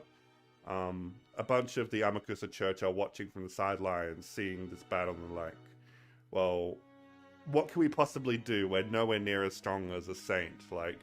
Aqua's just playing with us. Now he's actually fighting seriously. And they kind of feel really crestfallen about how weak and powerless they are. But then Kanzaki realizes that it's really hammy, but it's cute. He basically realizes that the one thing that they have to defeat Aqua is that they have their unity, they have their friendship. It's basically a friendship speech, and by working together, they can overcome Aqua. Lobo said something along the lines of she saw his back, and to her it seemed like his back was saying, "Don't follow me." Yeah, basically, Toma rejected Misaka, and Misaka didn't have the guts to challenge him. Anyway, yeah, so she basically does this big friendship speech and um, gets the Amakusas fired up to help her, and they all start working together as a team. Um, not this music.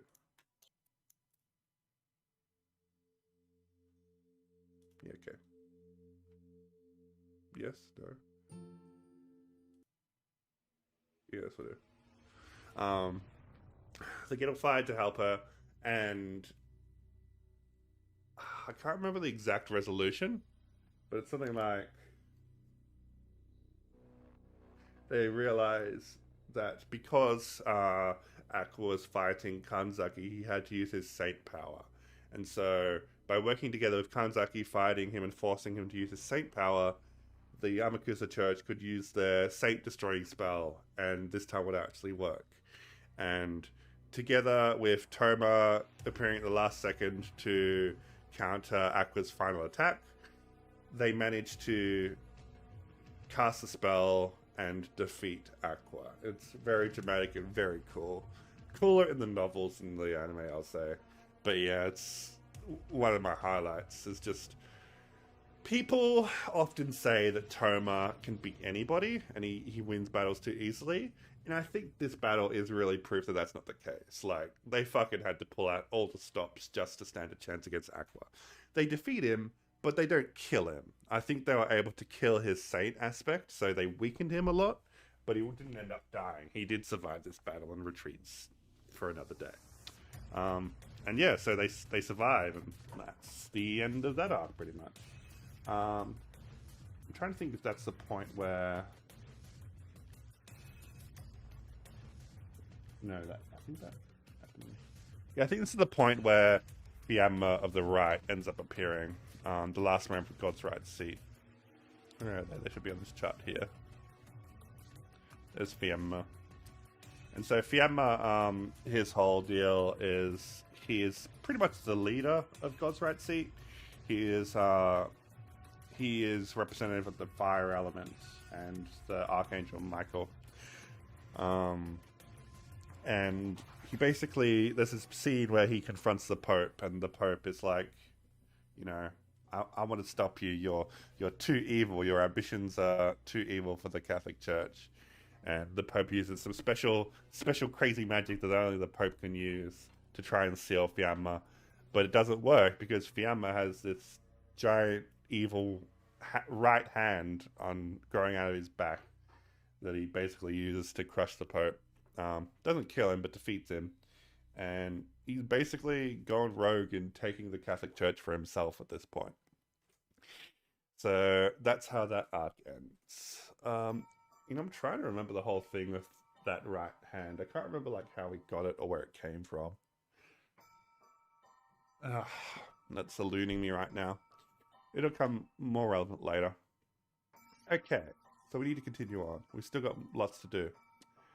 I guess next in the chronology, at least as far as we understand it, is the Jailbreaker arc of Railgun, which the manga just finished actually. So if you haven't read that, I'm going to get into spoilers now. Okay, so let's go. So the Jailbreaker arc. It starts with basically there's this new juvenile delinquent hall that's been opened, and it's said to have the latest security to contain espers. And they're so confident in the security that they hold this contest where they basically open to the public. If an esper is able to break into this facility and break out, then they will give them like $1 bajillion. And, it's meant to just highlight how good the security of the jail is. But it backfires because the esper's able to get in and out easily. And it's kind of fun. It's not really much to describe, but it's like lots of different characters from across the series all come together for this trial. And in the end, it's actually Uiharu who ends up winning first before anyone, because she just like used her genius hacker powers to hack the entire jail system, the security system, and just waltzes in and out effortlessly. Which really, where is she? Where's Uriharu? Which really highlights just how overpowered Uriharu is. And this arc is really Uriharu and Saturn's arc. And what ends up happening after that is we're introduced to a new faction of Espers, led by Shundan Kimi. It's also got Tsurigani, Sario, Wanigawa Raifu, Aohoshi Suzuran, and Shiraki no Honoka. Kimi is very interesting because her ability is classified as level 0, but it's actually level 5 or higher.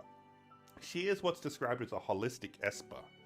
So her whole thing is she is able to... Well, I guess I haven't explained the concept of a holistic Esper yet. Sorry, just reading chat. So holistic Esper, the idea is that we have normal Espers which are able to influence the microscopic quantum world in order to manifest powers in reality. A holistic Esper is the opposite, where you influence the macrocosm of the universe at a massive scale to produce a small effect. What Shundan's power is she can, by using her power, she can basically create black holes somewhere in the universe. Is the idea. And what ends up happening is when she summons a black hole, that massive amount of energy from the black hole ends up attracting a dragon. What's a dragon doing in this science side story? So you may remember in the Daiseisei arc where Toma summons a bunch of dragons from his right arm after it gets chopped off. One of those dragons actually ended up leaving Toma's arm, just flying out into the universe. And there it ended up being attracted to this black hole that Shundan Kimi's ability creates somewhere in the universe, because it's a massive amount of energy and it feeds off of it.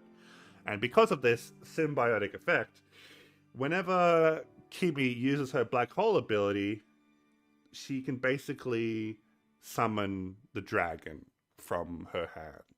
So she's basically gained control over the white dragon. It had a specific name. God, I need to look up the wiki for this because there's a lot of stuff about that.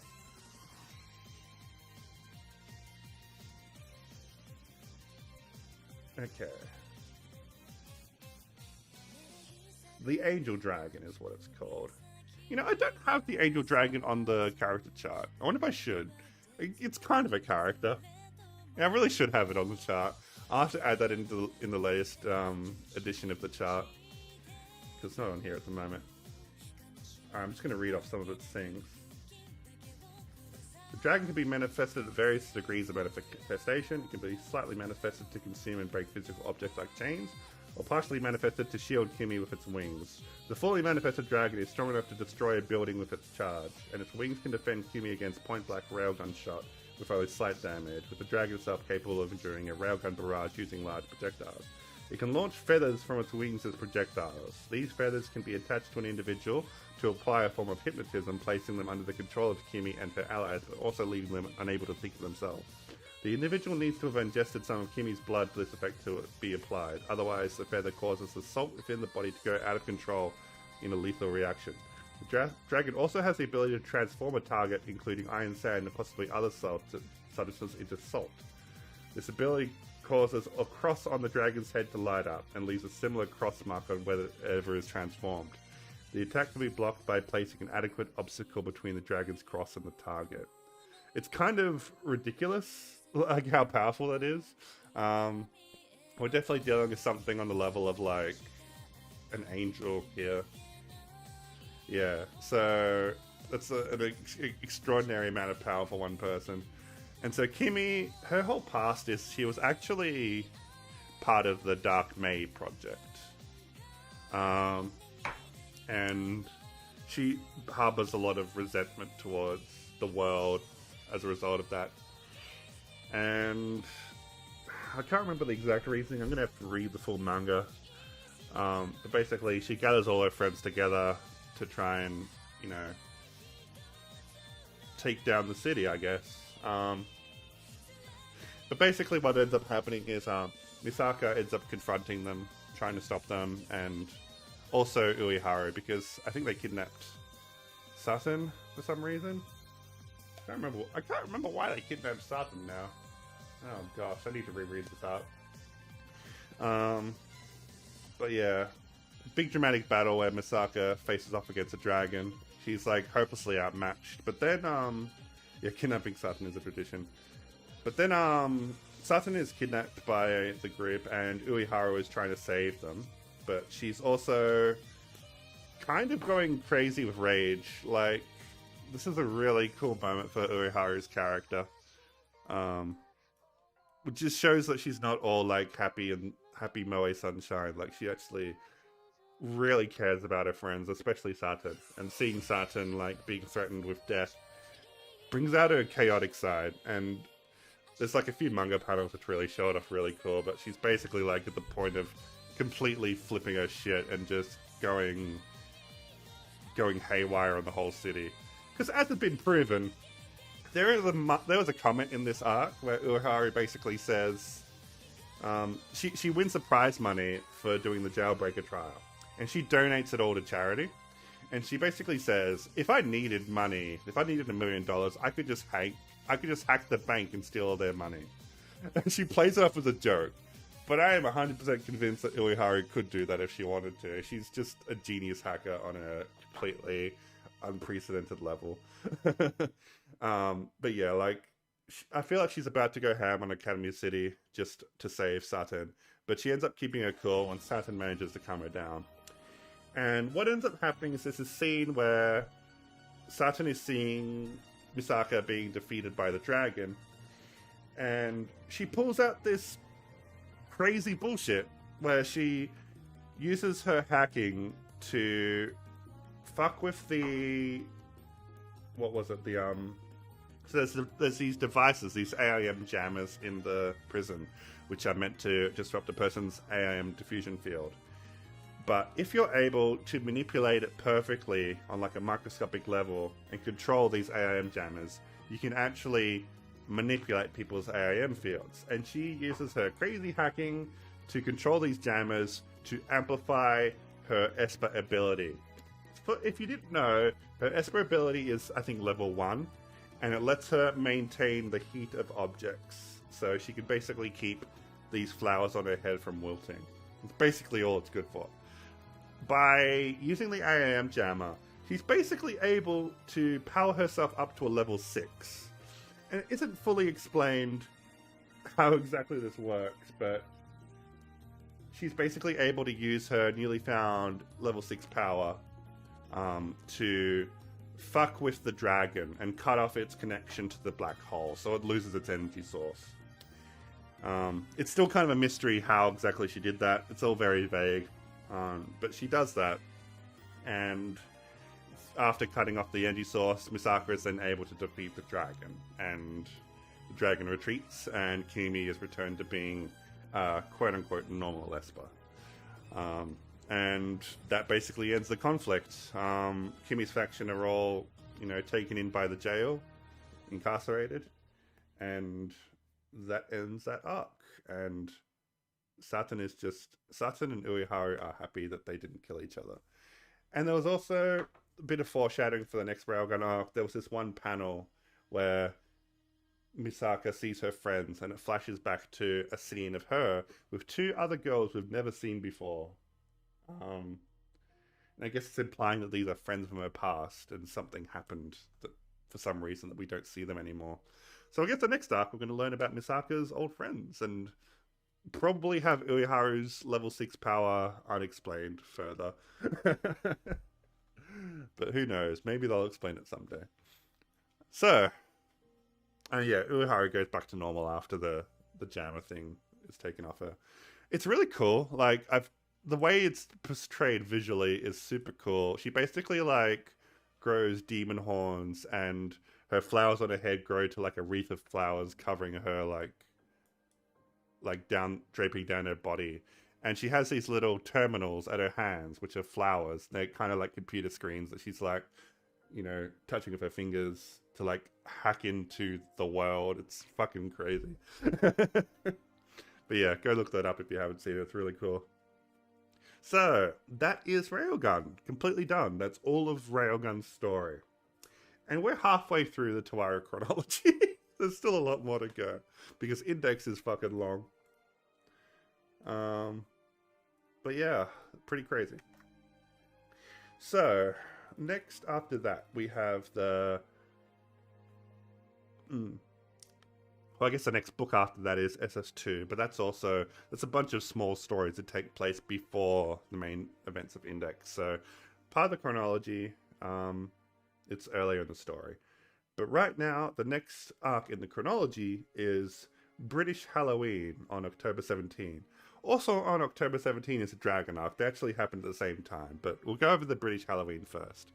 So the British Halloween is a big 2-block arc which follows Toma and Index as they're taken to England for the first time.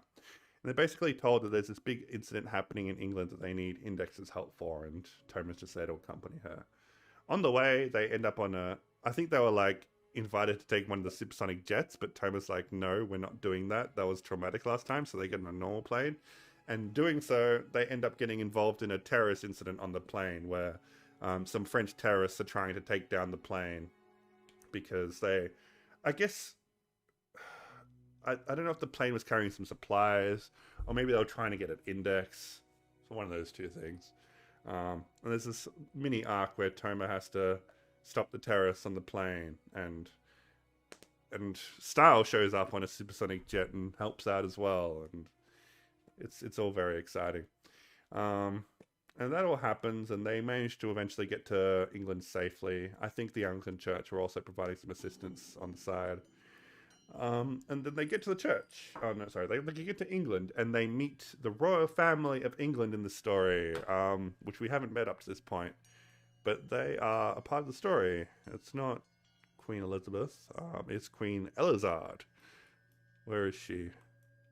So it's Queen Elizard. And we also have Ramia, first princess, Carissa, second princess, and Villian, third princess. And these all make up the royal family. They're all kind of oddballs. I really like how the story like portrays them as very human. Like, yeah, it's fun. So just for some characterization, Elizard is the queen. Not much to say. Rimia, the first princess, she's like the smart one. Very like strategic and calculating and cool and calculating. Carissa is the aggressive one. We'll get into why later. And Villian is like the gentle, soft-hearted one. But yeah, so basically we're invited to England because Index's power is needed to analyze a terrorist incident that occurred in the tunnel between England and France. I forget what that's called. Someone can tell me that. Eurotunnel or something. Basically, there was a bombing in the tunnel which caused it to be flooded, and they wanted to find out if it was a magic incident or not. So they called Index up for help. Index is taken to that location. She analyzes the situation, and she immediately knows that the magic was caused by the Anglican Church, and then she is then taken in as a hostage, basically, by Carissa. Turns out this is all part of a coup where Carissa is trying to take over the Church of England from her mother. And she has also enlisted the assistance of the Knights of England, led by Knight Leader. Yeah, that's his name, I guess. I think it's actually a title, but we never actually know his real name. Everyone just calls him Knight Leader. And the Knights are quite powerful. They're all magic-powered knights. They have their... I think the way they describe it is it's like mostly made up of the police force of England. Like by day, they're cops for England, but by night they're the secret knights of England, and they pull out their suits of armor and swords and go and slay some heathens. But basically, there's a whole thing where so there's this new group. There's this new group called New Light. Somewhere in here. Where's New Light? There they are. So New Light are a group of British magicians that are looking to... I don't know, they see value in the coup. The police helped the coup? That's crazy, that never happened IRL. See why I didn't want to do this like a week ago? Anyway, yeah, so I can't remember, there's lots of political stuff going on. And you really need to read the books for it, because the anime doesn't do this arc justice at all. It's really quite bad. But yeah, they are looking to assist Carissa with the coup. And what they have is a special item that can... It's like a suitcase where you... Well, it's like 5 suitcases. And if you put an item in the suitcase, you can transport the contents of the suitcase to one of the other 5 suitcases. So they basically play this elongated game of tag where Toma and he actually teams up with Oriana Thompson, this girl here, to try and capture the contents of the suitcase. I think it was it the sword? Yeah, like the katana original, I think it was. They found the katana original. Gosh, I need to explain the katana original now. That's a whole thing. Oh my gosh. So, katana original. Let me look this up on the wiki really quickly.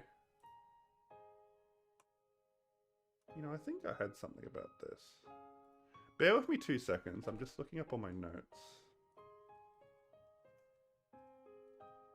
Because I want to make sure I get this right.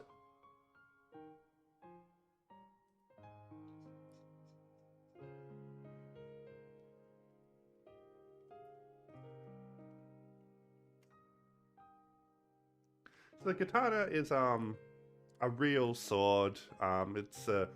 It's used in coronation ceremonies of the British monarchs. In Toaru, the katana is a spiritual item. It is representative of when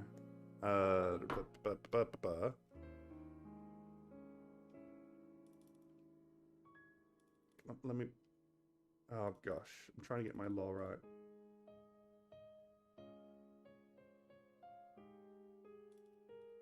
Basically, when the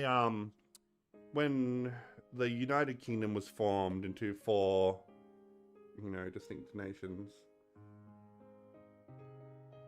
That was 3 nations, isn't it? Fuck. I'm getting my real world law and my Toaru law all wrong. Basically, when the Anglican Church was split off from the Roman Catholic Church, the idea of the sword separating the Anglican Church and carving the borders of the United Kingdom is represented by this katana, and this katana has this spell called the All Dimension Severing Spell, and that whole idea of like a sword that can separate nations and states is transformed into a spell which allows a sword that can cut through all dimensions at once. And it means it literally. So if you cut the sword, it will... So it's kind of like if you do a cross-section of a 3D object, you get a 2D object. And this sword is doing a cross-sectional cut through all dimensions at once. So the effect it has in the 3D world is if you do a swing of your sword, it will cause 4-dimensional debris to rain down as 3-dimensional objects and crash down into the land. And this debris can be like pretty much any size the wielder wants. So one example is there's like a ship out on the Strait of Dover that she wants to destroy. And so she swings her sword down and it causes a huge pillar of 4-dimensional debris to rain down from the sky and just crush the ship. It's like very powerful. And very, very strange, but I really like this spell. I like talking about it. And so the katana original was thought to be lost, but it was found by Carissa. And, you know, this whole thing where it's in these suitcases and Toma and Oriana are trying to retrieve it, but it ends up being that they were played because they thought there were 4 suitcases between Baelic, Flores, Lances, and Lazar. but there was actually 5, and it went to the 5th one, and then Carissa claimed it, and then she was able to activate her magic and begin her coup. And I think there's some other ability of this magic, because this katana imbues the world with the power of Archangel Michael, the leader of the angels. And so, as becoming, aligned with the power of Michael, since Carissa has the power of Michael, her soldiers, the Knights of England, end up gaining the power of the angels. So they basically essentially turn Britain into the kingdom of heaven overnight, at least metaphorically and spiritually. And so that kind of leads to the crazy, absurd power battles going on. Knight Leader at this point has like crazy power. His whole thing is he has the Hrunting, which is a sword with a bunch of crazy abilities that he can swap between at will. It reminds me a lot of the Monado from Xenoblade, how it like switches between modes. There's like some Norse lore to this, but I'm not going to go into it all right now. But basically, it has a few abilities. One is he can make it so it has improved attack range, so he can hit enemies from however far they are. Like, basically swings his sword, sends out a slash that goes, like, remotely. It's very anime. I'm bad at describing things. There's also one that increases the slicing power, so the blade can cut through anything. There's one which increases the weapon weight, so it gives the sword, like, tremendous destructive power. There's one which increases his movement speed, so he can just run around and no one can catch him. There's one which increases solidity, which makes the sword indestructible. And there's a special pattern that can be used to slay certain monsters, aka dragons. And there's also precise accuracy, so his sword attacks automatically guide towards vital points. I'm just saying, the sword is fucking awesome. And like, I want a sword like that. Okay, Full Metal. Thanks for joining the stream. Glad you could be here for most of it. I'll probably be wrapping up soon anyway, but thanks for joining.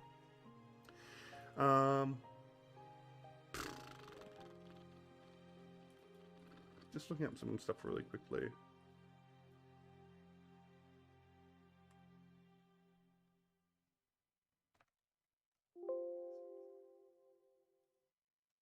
But yeah, basically, like, Knight Leader's been imbued with the power of Archangel Michael. So he's basically got the power of a saint on his side, even though he's not a saint. Or maybe even a member of God's right seat, you could say. But yes, like, it's basically an angelic power. And so Aqua shows up, and he's, as a member of God's right seat, he's he's actually not showing up as a member of God's right seat, because what's important to mention is that Aqua used to belong to the Knights of England, but he left because he didn't like the way they were doing things, and he wanted to be more of a freelance mercenary. And so he left the Knights. And now he's kind of come back to England because he's seen this coup going on, and he feels some sort of loyalty to his country, and he wants to stop this from going out of control. So Aqua ends up confronting Knight Leader in battle. This time he brings along a new sword, the Ascalon. And he is not as powerful as he used to be, but at this point, him and Knight Leader are on relatively equal footing. Actually, I'd say Knight Leader is actually a bit stronger than Aqua at this point. And there's this really awesome battle. It's probably one of my favorite battles in the series. However, in the anime, it sucks. So that's really unfortunate. But yeah, it's basically where we've got Aqua, representative of the Archangel Gabriel, and Knight Leader, representative of the Archangel Michael, doing this huge climactic battle. And the only way that Aqua is able to defeat Knight Leader, I forgot. Knight Leader has another ability, which is ridiculously overpowered. What is it called? I guess it's just called Return to Zero, where basically anything he can identify as a weapon or an attack, if he says the words return to zero, its power becomes zero. Really quite overpowered. So like he could like literally just stop a nuke if he wanted to, just by saying return to zero, and just it'd have no effect. And doing this, he's able to negate any of Aqua's attacks, and his sword has no power. And the only way he's able to defeat Knight Leader is by using a hidden sword concealed within the Ascalon that Knight Leader didn't know about, and using it as a trick attack to stab Knight Leader before he can react, and that's how he's able to defeat Knight Leader. But yeah, that's a really big battle that happens. At this point, Toma is off on his own adventure. He's trying to, gain control of the situation. Elizard has joined forces with the leader of the Anglican Church, Lord Stewart, and everyone's kind of working together to stop this coup from happening. And a lot of stuff happens. Aqua has to save Villian, who was kidnapped. And this is the only way. Raid the channel with 1 viewer. Thank you for the raid. Good to have you here. I'm just explaining the convoluted plot of the British Halloween arc of Toaru. We're about to finish up soon. I think I'll finish with this arc.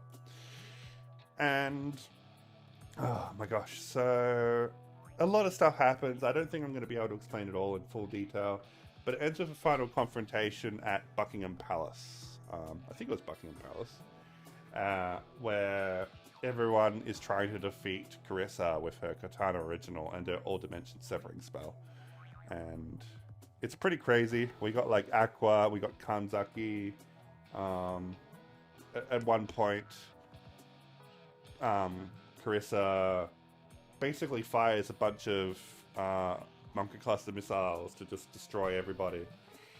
And it almost works, but then Knight Leader appears on the scene, uses his return to zero to destroy the missiles, or rather reduce their power to zero, and saves the day there. Yeah, basically Toma has to work together with everyone to stop Carissa, to stand a chance. It's another really awesome battle. And there's this one scene where the kind of trump card Elizard pulls out to stop Carissa is she pulls out the British flag, and she does this crazy spell, which for one night will imbue everybody with the power of a hero. And so she basically uses all the magic of the United Kingdom that's been concentrated in the knights through the katana, and spreads it out to every member of the United Kingdom. So on this night of Halloween, everybody has superpowers, and everyone's a hero. And everyone in the world, oh, not everyone in the world, everyone in the country works together to stop Carissa from her coup. It's really kind of badass. But in the end, of course, working together with Aqua, Toma gets the final punch on Carissa, and they manage to save the day. And so that's all happens, and that's all happens, what? And Carissa is confronted in an alley by Fiamma of the Right, and about to be destroyed by him. And then Toma rushes in to save Carissa, because he doesn't want her to be killed. And that's where Fiamma reveals that he has abducted Index, and is going to use her abilities to further his plans for world domination. And he's basically like, if you want to save Index, come and rescue her in Russia. And then he just teleports away. And that's where the British Halloween arc ends. It's a really cool arc, but it only gets 5 episodes in the anime, so it's kind of super disappointing in the anime. So I definitely recommend reading the books for it if you can. Also, what happens in this time is the Dragon arc. I don't know if I should get into that now or save that for the next stream. I'm starting to lose my voice a little bit. I think I'll save that for next stream. I'm trying my best to explain Toaru as succinctly as I can. I probably could do it more succinctly, but I want to get the appropriate level of detail. And trying to explain Toaru is really hard, it seems, even when I don't have, like, people with me. I thought it'd be quicker doing it on my own, but holy shit, this series is just so dense with stuff going on. So, I guess we'll be back next time for part 5 of this series. I wonder how many hours it'll take for me to convey the entirety of the Toaru series. At the very least, we've covered all the side stories now, Astral Buddy, Railgun, Accelerator, Dark Matter, all that's done now. So all that's left is the Index series. We're up to volume 19 of the novels now, but there are over 50 novels now. So yeah, we're gonna be at this for a while, I think. Thanks for joining, everybody. I hope you enjoyed this crazy rambling of mine, and I'll see you next stream for more Toaru goodness. I suppose the next stream won't be Toaru Explained. I'll be doing this again next week. I'll let you know when. Next stream, I'm going to be streaming Sakuna of Rice and Ruin. So that'll be... I think I'm doing that on Saturday. So yeah, keep in touch on my Twitter. Don't forget to follow on Twitch or YouTube, wherever you're watching this from. And be sure to follow me on Twitter, or you can even join my Discord if you like. Well, I'll keep you updated on all of my streams. So yeah, thanks again for watching, and I'll see you in the next one. Bye bye.